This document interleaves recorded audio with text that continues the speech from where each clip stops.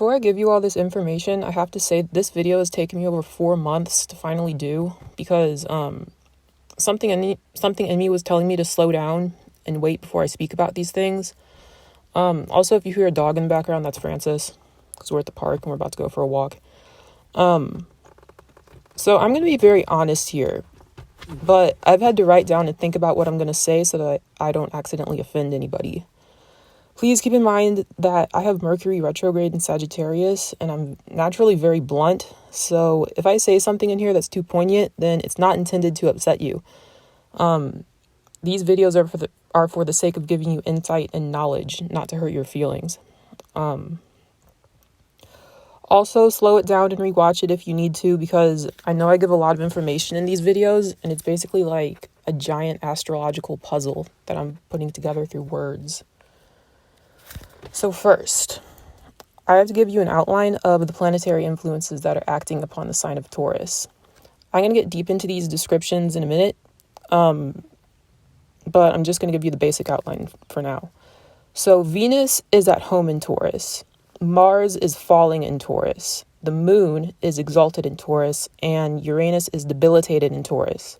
Debilitated meaning it's like its hands are tied. It's like it's in its worst position possible. And I've heard some astrologers say that the planet Earth itself is ruled by Taurus. And this is because Taurus is a sign of growth and natural nourishment. And if you look at our solar system, planet Earth is the only place where life can flourish so freely. So back to Venus. Taurus is at home in Venus, and Venus is a feminine and magnetic planet. She represents your level of self-worth, and how you take care of yourself, how you value yourself. To find out how much a person values and loves themselves, you have to look at their Venus sign. And you also have to look at which house it's in and which aspects other planets are making to their Venus. So like, for example, someone could have Venus in Taurus. That's where that's the natural position for Venus. But if their Venus is squared their moon, that's a hard aspect. So they're going to have struggles with their self-esteem that somebody who had, say, like moon sextile Venus wouldn't have. Your whole chart is personalized. Like, all this information that I give you, it's basically an outline. So Venus also represents how you like to be comforted, and it represents what you find beautiful and seductive. Venus energy goes down to the physical level, and it even shows you what kinds of textures and colors you naturally find attractive. So, for example, I have Venus in Aquarius in my 4th house, and it's conjunct my Neptune, Mars, and Uranus, and it's square my Chiron. My favorite colors have always been teal and bright, shocking shades of blue. I like things that look like they're electric. My room is also bright blue because it relaxes me. On another note, in traditional astrology, Venus gives you insight into your actual partners. In a man's chart, Venus represents the kinds of women that he finds attractive, and in a woman's chart, Venus represents how she dresses herself up. And I don't even know if I'm talking in the correct grammar right now. What was I saying? Hold on. I need to focus. Okay. In a woman's chart, Venus represents how she dresses herself up and how she exudes her femininity in order to pull in a partner. Venus doesn't overexert herself, and she doesn't go out of her way to get what she wants. She just lets the desire build up in her, and she lays back and energetically pulls it into her. This is the opposite of what Mars does. So with that being said, Mars falls in Taurus. So Mars falls in Taurus because it's naturally at home in the opposite sign of Scorpio. Mars kind of hates being in Taurus, and therefore it has to take an alternative path to even function, because it doesn't naturally have the support of the planet Mars. So it's got to do extra stuff in order to get what it wants. The most debilitated sign for Mars is Cancer, because Mars is exalted in the opposite sign of Capricorn. But the second most uncomfortable position for Mars is Taurus and Libra. Mars is a planet that represents your inner warrior. Mars is a planet of war and fighting. A person's Mars sign will show them how they fight for what they want and how they pursue their desires. And it's also going to show you the kinds of enemies that you tend to attract and people who are competing for the same things as you are. Okay. So Venus is what you want. Mars is the strategy that you use to get what you want. So it's like Mars is basically how you get from point A to point B. So if you want to understand why Mars falls in Taurus, you have to understand Taurus energy in general. Taurus is fixed Earth. It's the heaviest and most stubborn sign of the entire zodiac. And on the dark side of Earth signs can actually easily veer into demonic behavior, demonic desires, because the element of Earth is the heaviest out of the entire zodiac. Taurus is primarily concerned with its own comfort, stability, and pleasure. It goes against what Mars naturally represents, which is exertion, discomfort, and putting in effort. So with Mars and Taurus, Mars takes a very long time to get motivated, and it's very slow moving. But once Mars and Taurus actually does start moving, and it does gain momentum towards what it wants, it's very fixated on the end goal, and it's not going to stop until it gets what it wants in its hands. Taurus has a deep and instinctive knowing of what's high quality and what's not. So Tauruses don't pursue things that are low quality unless their self-esteem is low. Like, it's simple math. So Mars and Taurus doesn't get up and go do hard work in order to earn their desires unless that thing or person is actually high quality. Because in the Taurus mind, the higher quality something is, the more effort it's worth putting into in order to get it. Mars and Taurus is actually a very sexually driven placement because its end goal is always to end up surrounded by beauty and pleasure. Mars and Taurus isn't concerned about its competitors. It doesn't care about fighting you. This is different than like the exalted sign of Mars and Capricorn. Mars and Capricorn is very aware of their competitors, and they're usually very focused on how they're going to beat their competitors, sometimes even more than they're focused on what they actually want, because they're so used to attracting people who want to fight them. Mars and Taurus is different. Mars and Taurus doesn't usually draw a lot of people who want to compete with it because it's in a debilitated position. A lot of people usually overlook people with Mars and Taurus. So yeah, Mars and Taurus isn't concerned about fighting other people, and it doesn't care about what you're doing. Like, think about it. Why would a Taurus want to waste their time fighting you when you're not even what they're trying to win? Like, you're just a distraction. So Mars is busy in Taurus. All right. It doesn't care about you. It's like you're just trying to get in its way, and they know that. So onto the moon. The moon is exalted in Taurus. The moon represents your inner baby.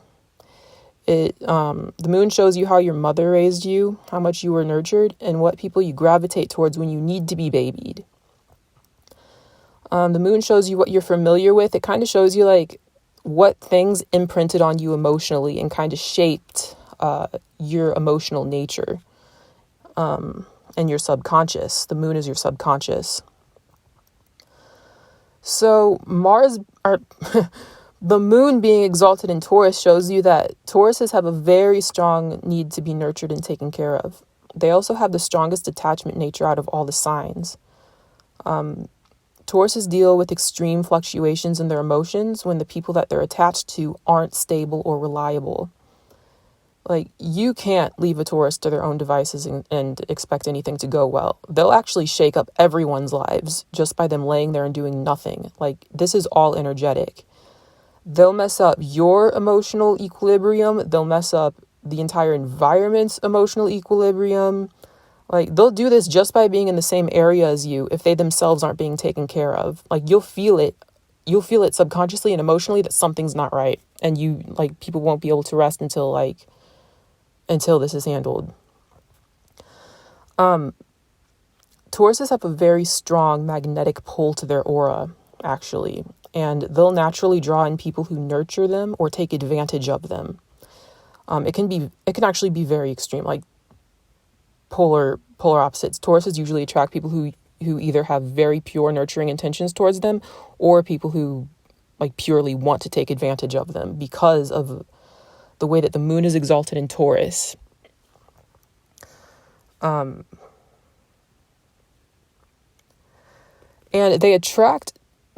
which kinds of people that they attract into their lives is directly related to what their emotional charge is like at the moment.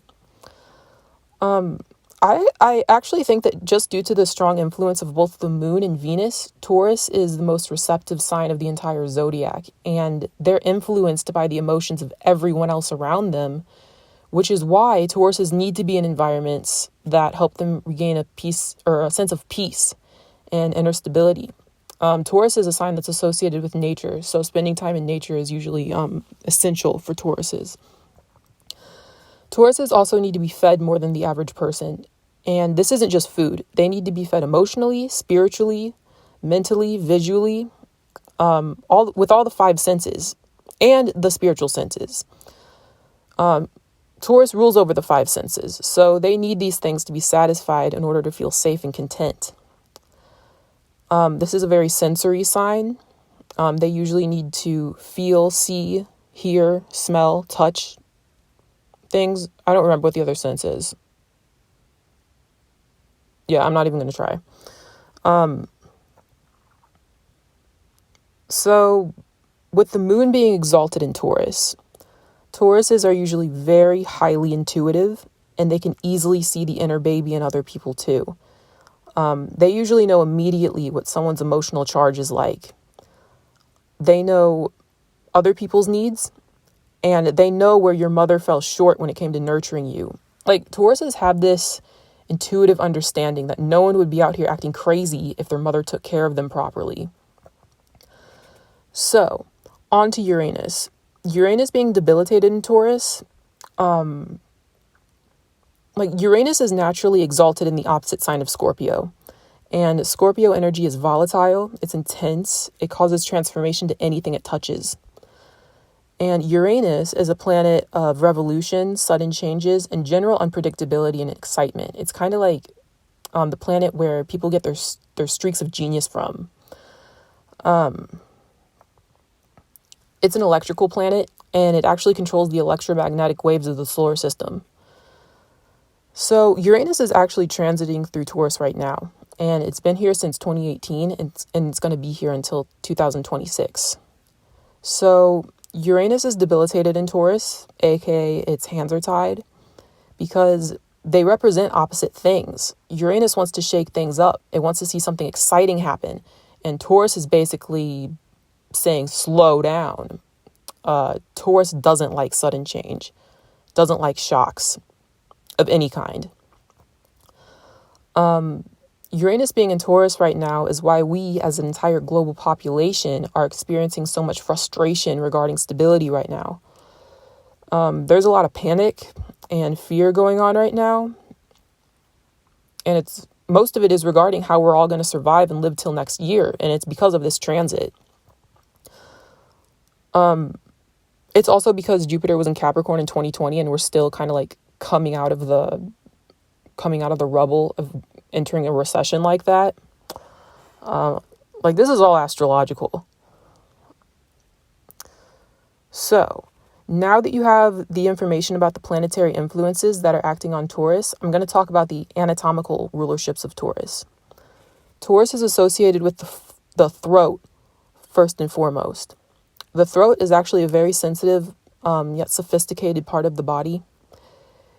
The throat is delicate in many ways, but it's also fortified from the inside. And it's the reason we can do things like speaking, singing, breathing. I think of Taurus as a very primal sign, actually. And we communicate in primal ways like grunting or screaming or moaning or sighing. and we use the throat to do these things. I've studied a lot about astrology, and I don't hear many people talk about how Tauruses can actually manifest just by speaking and singing. And this is why Tauruses have to be careful what they speak. Tauruses have to be careful what kind of music they listen to, what kinds of conversations they have. Like, I feel like Tauruses can gauge whether or not they need to be engaging in some kind of conversation or whether they need to dip out based on if they feel like what sounds they feel like they need to make when they're around certain people. Like if you anticipate having a conversation with somebody and you start sighing like you really don't want to do it, then you don't need to be having that conversation, because chances are you're going to end up speaking some things into existence that you don't want just by having that conversation. I don't know if I just said this, but Tauruses also need to be careful what kind of music they listen to. Like, you guys can be listening to some toxic music and you can be singing along to these toxic lyrics on the radio. And the next thing you know, you're in the same situation as the artist because you sang it into existence and you didn't even know it. So back to the anatomy. Taurus also rules tonsils. It rules the thyroid and the neck and the shoulders. And all this really comes full circle if you think about it, because Taurus is a sign of growth, and your thyroid itself is responsible for how big you'll grow. And the shoulders and the neck are there to support your head. And Taurus is a sign of stability and self-protection. So all the qualities that are associated with Taurus, like psychologically, they're also related to the actual physical body and what body parts Taurus rules. The Taurus body itself is often kind of delicate looking, but it's actually very sturdy. Just due to the exaltation of the moon, some Tauruses can gain weight more than the average person because they have a spiritual need to be insulated more than the average person. Like, if you think about this from a spiritual level, people gain both weight and muscle as ways of protecting themselves. Like, gaining fat is actually a form of protection. And people usually gain weight easily when they're in situations where they feel like they emotionally need to protect themselves. A lot of this happens without us even knowing it. So it's kind of interesting. So moving on to the colors associated with Taurus. The main color associated with Taurus is green. All shades of green, but more specifically bright green, like the leaves on a tree. Taurus is a spring sign. Taurus season itself, when the sun enters Taurus, it's usually around late April till mid to late May, which is when a lot of things are finally growing again after the winter, and it's heating up outside and things look beautiful and nature is in bloom again. So during spring, the plants grow back from the ground and the leaves come back on the trees. And so Taurus is represented by all natural earthy colors, like shades of pink, and this represents blossoming flowers. And brown is also a Taurus color too, because it's brown like the earth. With Taurus being exalted by the moon and ruled by Venus, their lucky days are Monday and Friday. Monday is the moon's day, and Friday is Venus' day. So, onto the houses. Taurus is naturally associated with the second house. You may have another sign in your second house, but it's always going to be connected to the house that you have Taurus in as well. You have to have your chart right in front of you, or you just have to have it memorized to understand what I'm saying right now. Taurus is coming from the second house, aka your needs for survival, which are basic things like food, water, shelter, air. The second house also deals with things that you value that you can't compromise on because they're integral to your survival. The second house rules over your personal possessions, your values, and what you think you're worth. Not what you think you're worth, what you are worth. Like, you can think your self-esteem is like, it's really high or it's really low, but your actual worth is actually fixed in place and it's not changing no matter what you convince yourself of. So, with that being said, whatever signs and planets are in your second house are giving you obvious answers as to what you, as a unique person, need in order to survive. For example, my entire chart is flipped since I have a Libra rising, and I have the sign of Scorpio in my second house. And inside my second house, I have Pluto and Chiron. So with my chart being the opposite of a standard chart, and with my particular placements, I actually meet my unique survival needs through going into intense, psychologically transformative situations. And in these situations, I have to sacrifice my stability, and I have to sacrifice my comfort, because this is Scorpio. And I have to do this in order to rise out of painful and impoverished situations like the Phoenix, which is the highest octave of Scorpio. So like, this is counterintuitive, but it's what I naturally do since my whole chart is flipped. Like, my sense of self-worth, it lies in my Plutonian side, not my Venus side. And I find my value in my intense, passionate, extreme, and secretive side. And I value things that are emotionally triggering and cause me to change. Like, I see these things as holding weight. I actually own a lot of things that are kept in secret, actually, and I charge them with highly taboo and potent energy. I'm very possessive over what I own, and I charge my items with dark energy in such a way that they're only stable when they're in my hands. Like, if my possessions get into the wrong hands, they'll actually destroy that person's life. Like, for example, I got robbed when I was 19, like right before my 20th birthday. And this guy had robbed over $20,000 worth of stuff from other people. And he did this, like, he was on like a robbing spree, apparently. And after he broke into my car and stole all my money, just due to him having my money in his hands, the police were able to catch his trail, and they caught him within 3 days. And now he's in prison. So anyway, for you to find out what your own unique survival needs are, you have to look at your second house, and you have to get to know it very well. Okay. So now I've given you the outline to understand Taurus on an astrological level. And I'm going to be talking about the observations that I've made about Taurus psychology from my own perspective and the life experiences that they tend to have. Again, I already mentioned that this can be triggering, but it's not intended to make you upset, all right? It's this is for the sake of making you self-aware. Like, yeah. So, Tauruses often get into situations and relationships early in life that gnaw away at their self-esteem, but they have to be in these situations due to survival reasons. So, Tauruses will try to be strong, and they'll try not to give up because they're so focused on getting their basic needs met. But over time, this weighs heavy on their spirit, and it crushes their self-esteem. Like, a lot of Tauruses go through this life experience where life weighs very heavy on them. Their self-esteem is zapped. They feel like they don't have anything to give. They feel like all they're receiving from other people is bullshit. And it can take them a very long time to get out of this because of how heavy it is. Taurus is a sign that's very, very intimately associated with the self-esteem. And because of this, Tauruses usually have to build their self-esteem from the ground up and then make sure it's stable down to the core, because they've had people kick them down and render them into nothing.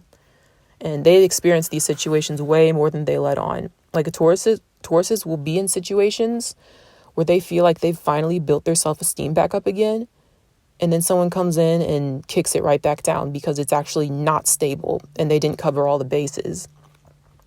So when Tauruses actually do build their self-esteem back up and it's sturdy, Tauruses don't like to expose themselves. They don't want to keep risking people coming in and breaking them down. This is why Tauruses become very picky with who they associate with, how high quality their possessions are, and they're very focused on security.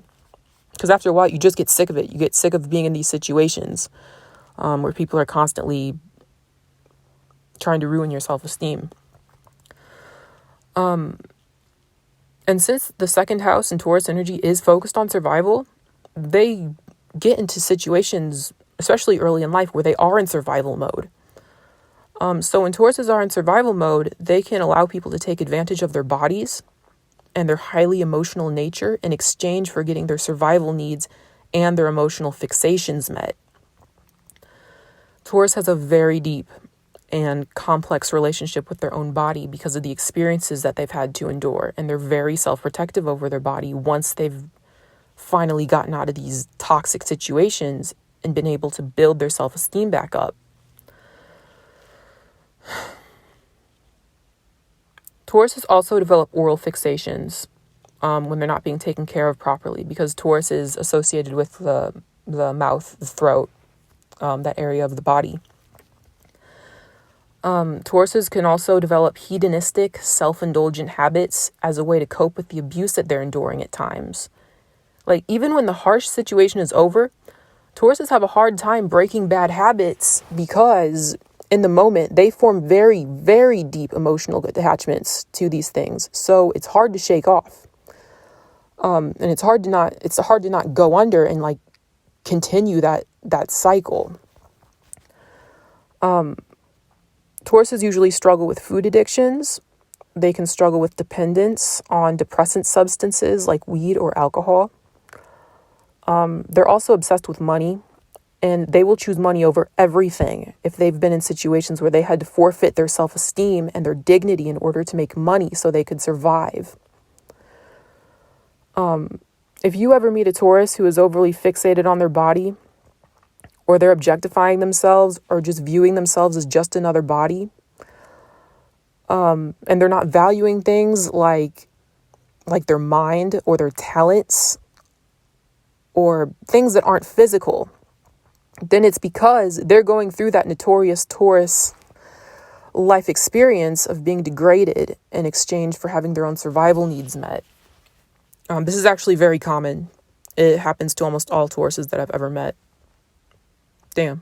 No. Yeah, every single one. So, to add more depth to this, Taurus is the opposite sign of Scorpio. And I feel like the Taurus-Scorpio axis is actually the axis of pain and pleasure. Scorpio being pain because Venus falls in Scorpio, and Taurus being pleasure because of Venus being at home in Taurus.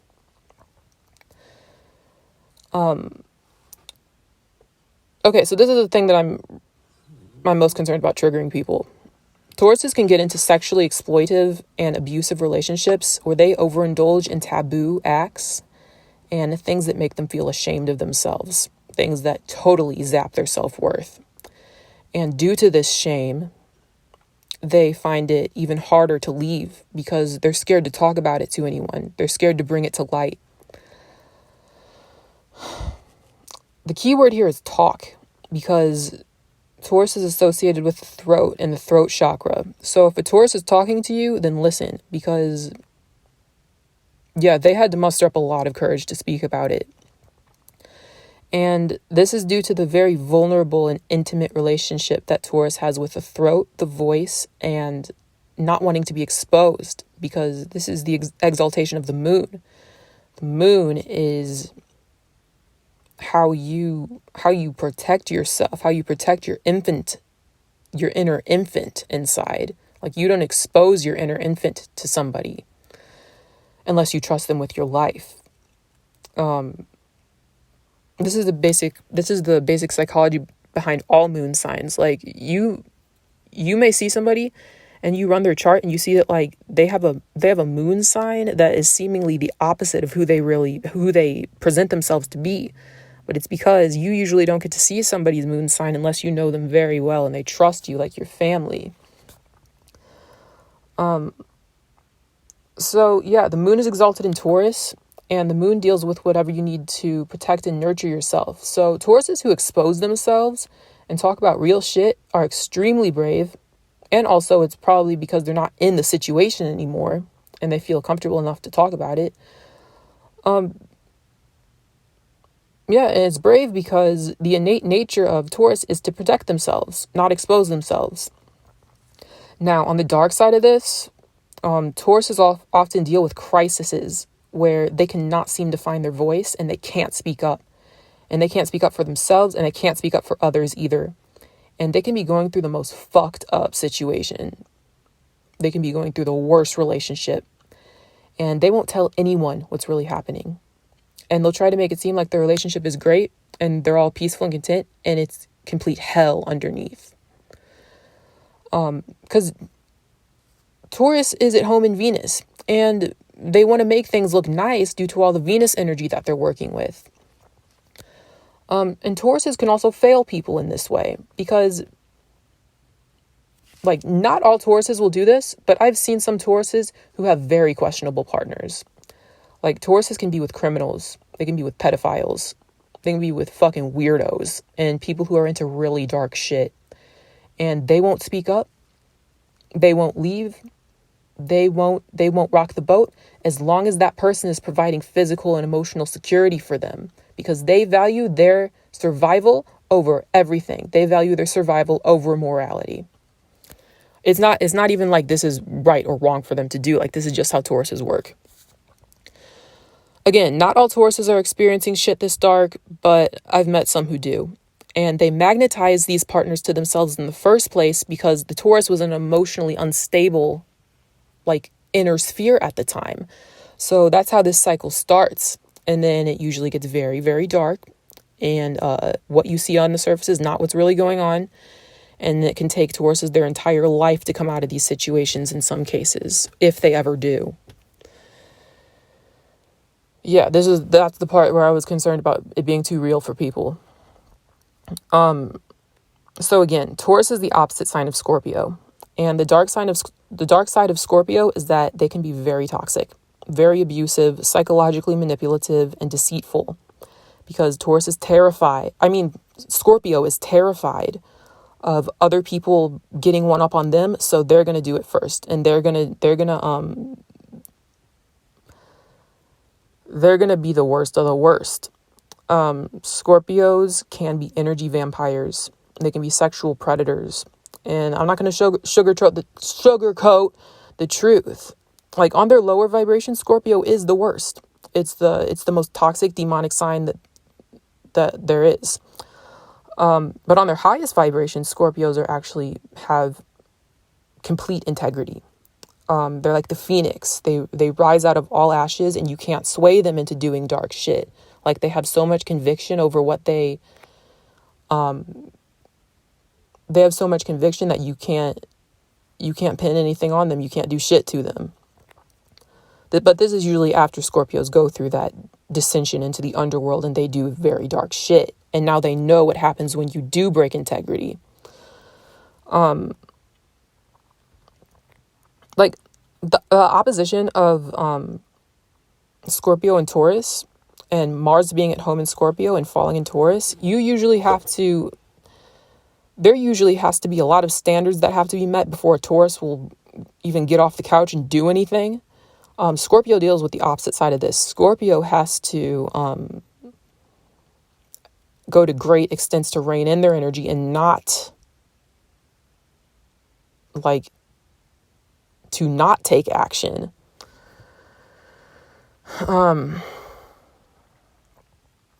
So with Taurus being the opposite sign of Scorpio and therefore they're on the same axis, Tauruses can often be attracted to toxic people and toxic situations because it's satisfying to have that taboo emotional fixation met. Even if a Taurus is now in a healthy situation and they're no longer struggling to have their basic needs met, they may still crave toxicity because it actually reminds them of their past. And the moon is exalted in Taurus. Did I say Taurus or Scorpio? Fuck. I'm saying Taurus, regardless of what I just said. Tauruses may still crave toxicity because it reminds them of the emotional state that they were in the past. And that this is a sign that has very good memory. And they're usually drawn to things that feel familiar in order to help them ground themselves in their own identity.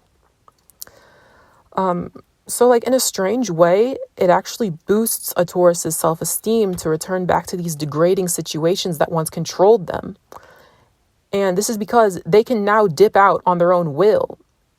And they actually kind of enjoy this because there was a time where they couldn't get out. So yeah, it's actually empowering for them to prove to themselves that they can get into toxic relationships and toxic environments, and then they can play the other person and then leave really fast. Like, Tauruses actually do have a reputation of being players and being very superficial. And this is because they're not actually like this at their core. It's just like, this is something that they kind of do to remind themselves that they're no longer in that trap. They're no longer stuck. So they do this for themselves. It's not because that's who they are at the core. Taurus is the heaviest, most fixed sign of the entire zodiac. So a lot of Tauruses are fixtures in other people's lives. Taurus is the earth, and we build all of our houses and our businesses on the earth. We walk on the earth. Like, to be honest, if you're a Taurus who is struggling with your self-esteem at the moment, then you do not need to be around all kinds of people, and you do need to protect yourself. Because yes, people see your insecurity and they see it all over you, and they're going to walk all over you and treat you like shit because they know that you're not going anywhere and you're not going to speak up about it. Like, people sense this on Tauruses. I'm going to be honest.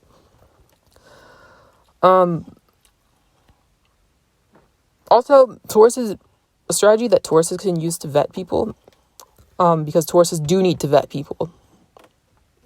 Yeah, especially Tauruses, because you guys have such a fixed nature and it's so heavy that people know that you're not going to leave. You're not going to be like a Sagittarius or a Gemini who's just going to, like, at the first sign of something being like toxic, we're just going to like dip out because these signs are very light anyway.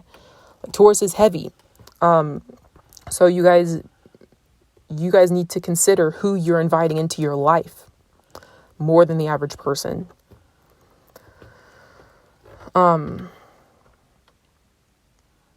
Now, with that being said, how people could take advantage of Tauruses.